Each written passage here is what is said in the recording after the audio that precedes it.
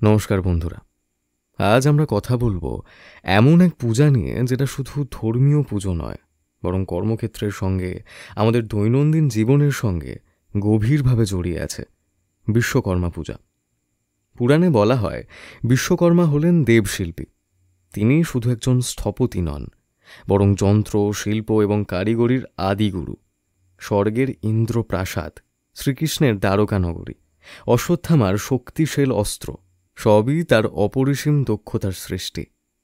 অর্থাৎ সৃষ্টির প্রতিটি সূক্ষ্মতায় তার হাতের ছোঁয়া রয়েছে।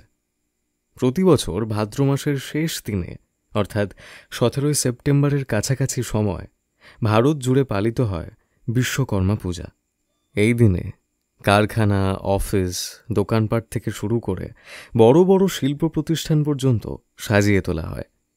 দেবতার প্রতিমা বসানো হয়, আর বিশেষ ভক্তি ভরে যন্ত্রপাতি পরিষ্কার করে দেবতার সামনে রাখা হয়। কারণ বিশ্বাস, এতে সারা বছরের কাজে মিলবে শুভ শক্তি, সমৃদ্ধি আর সাফল্য। আর হ্যাঁ, এই দিনে একটা বিশেষ আনন্দের দৃশ্যও দেখা যায়, রঙিন ঘুড়ি ওড়ানো। অনেকে বলেন ঘুড়ি মানে স্বাধীনতার আনন্দ, আবার ঐক্যের প্রতীকও বটে। বিশ্বকর্মা পূজা শুধু ভক্তির নয়, আনন্দ ও একতার উৎসব।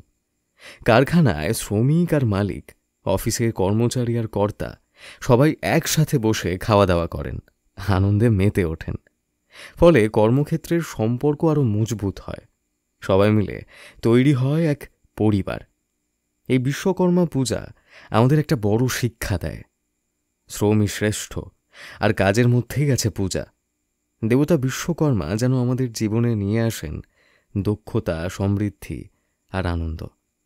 তাই আসুন, এই বিশ্বকর্মা পূজায় আমরা শুধু আনন্দ না করে, শুধু ভোগ না খেয়ে, বরং মনে রাখি শ্রমিক থেকে ইঞ্জিনিয়ার, কারিগর থেকে সাধারণ মানুষ, প্রত্যেকেই সমান গুরুত্বপূর্ণ।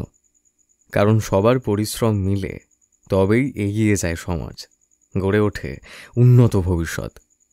দেবতা বিশ্বকর্মা যেন আমাদের জীবনের দক্ষতা, সমৃদ্ধি আর সুখ শান্তি নিয়ে আসেন। আমাদের কাজ হোক সৃষ্টির অংশ, আর শ্রম হোক ভক্তির অঙ্গ। জয় বিশ্বকর্মাদেব। এই ভিডিওটি যদি আপনারা ইউটিউবে শুনে থাকেন, তাহলে নিচে থাকা সাবস্ক্রাইব বাটনটি ক্লিক করে তার পাশে থাকা বেল আইকনটি অবশ্যই ক্লিক করবেন। আর যদি আপনারা এই ভিডিওটি ফেসবুকে শুনে থাকেন, তাহলে উপরে থাকা ফলো বাটনটি ক্লিক করে আমাদের পাশে থাকবেন। ধন্যবাদ।